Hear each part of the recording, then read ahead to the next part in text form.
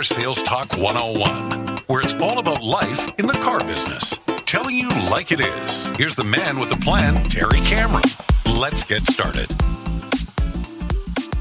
Welcome back to Car Sales Talk 101. I'm Terry Cameron. Thanks for hanging out with me again this week. Like the man said in the intro, this podcast is all about life in the car business, and that's what we're going to talk about today, is life in the car business during the COVID era.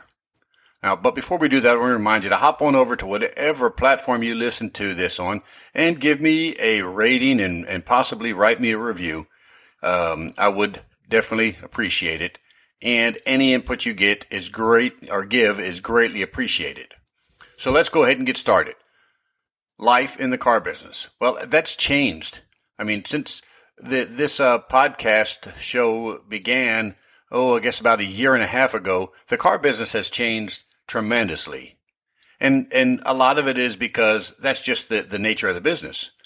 With the internet and all the information that's available to both the car people and the buyers of cars, the information that's out there makes all of us smarter. Well, at least it should make us smarter. Seems to me nowadays that our customers, the people that are buying cars, might be getting a little bit smarter than we are because of the amount of research they do before they purchase a car. I can't remember where I read it, but it was somewhere around 7 to 10 hours of research before a customer decided on which vehicle they wanted to purchase and which dealership they wanted to purchase from. Imagine that. Try that. Spend 7 to 10 hours learning about one particular model on your showroom floor or out on the lot. Just imagine how much smarter you're going to be. Imagine spending 7 to 10 hours researching the sales process, the how to do a good demo and a meet and greet, all of these things like that, the follow-up. Imagine spending 7 to 10 hours just researching and learning that.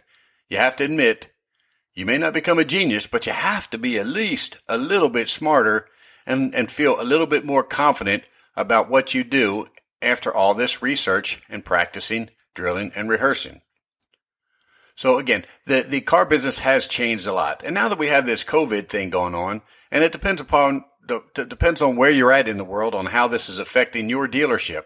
I know some states, some cities, counties, they've completely closed their business down.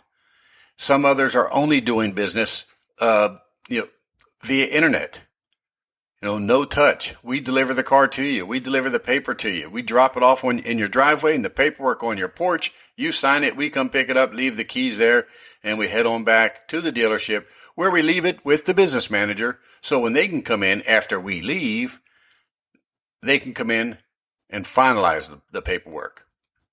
So that's changed things a lot. In some places, it's not affected at all. At our dealership, in our state, we are considered a necessary business. Us and liquor stores considered necessary business. Well, even though, regardless where you're at, the business has changed. Life in the car business is not what it used to be. And I don't mean it's worse. I don't mean it's better. It's just different. Now, here's what we have to do. If we want to keep our business going, I don't care what position you're at in the dealership, from general manager, and I hate saying on down to a salesperson, because sometimes I like to see that the other way, the salesperson all the way down to the general manager. Because remember, guys, we're on the front line, and if we don't sell cars, the place is out of business. So, from the general manager to the salesperson and vice versa, you have to make sure that you have a process and that you're following it. And sometimes it could be a boring process. Sometimes you think that, we don't need this step. Well, I don't know any job. Let's think about something a little bit more important than selling cars. What about the space shuttle? I just watched a documentary on the Space Shuttle Challenger and the processes they had to go through before they could put that bird into the air. It was amazing. I mean, the checklist that they had to go through. And you all know what happened. They decided to skip a step in that process, and we lost 7 or 6 astronauts and 1 school teacher, just like that, because we decided to skip a step. to not follow the process properly. So times are changing in the car business, but one thing that will never change is that you have to have a process. And if the process is working, you keep doing it. Now, I also know that salespeople are a different species.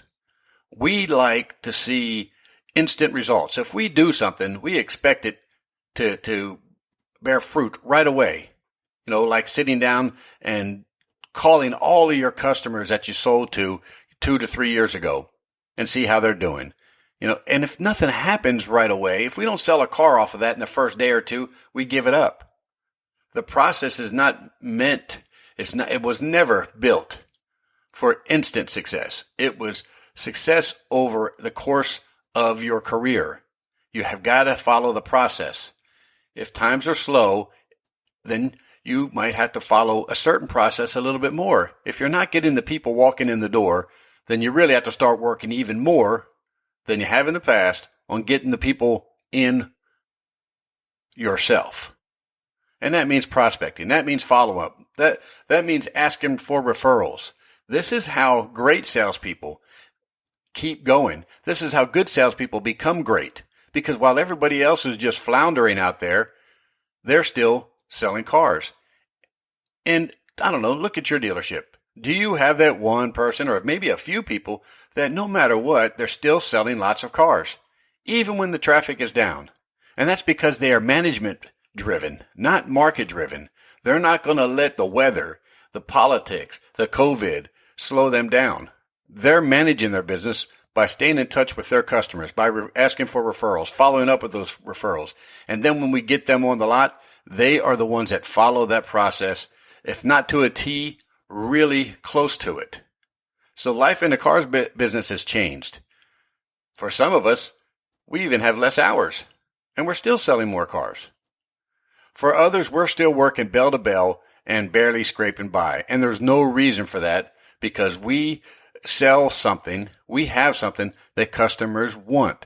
And if we do things right, when they show up on the lot, whether we got them in or they came in on their own, they came for a reason. They're not going to go outside and risk their life with this COVID just to kick tires. They're there to buy a car. They're there to find somebody they can like and trust that's going to help them through the buying process. And we do that by following our selling process. And if you don't remember what that is, it's the meet and greet. You have to build some rapport, get them to like you. Then you can investigate their wants and needs. And if they like you, they'll tell you their wants and needs and why they're there and why they're wanting to purchase that car. Then you got to do one hell of a feature presentation. Take them on a demonstration ride. Let them take total mental ownership of the vehicle. Bring them back. Park them in the sold line. Come on inside and close. It's that easy. They came to buy the car, and if they like you and you follow the process, they'll follow the process. They'll end up driving away in a car that you sold them. Again, life in the car business has changed over the past year and a half. We don't necessarily have to change with it. We just have to work smarter and keep that process in mind, keep doing what we're supposed to be doing day in, day out, every single day. And eventually, it'll bear fruit. And here's something that ought to get you excited. Once it starts bearing fruit and you keep going, it's hard to stop that train. It's going to keep on going. You can take a day off, come back the next day, and you still have plenty of business in your hopper, in the pipeline, waiting to come in and buy a car from you. So, guys, even though the life in the car business has changed, doesn't mean we have to change. Doesn't give us the right to do less and expect more. Let's follow the process, or let's get back on track to following the process, and then the sky will be the limit.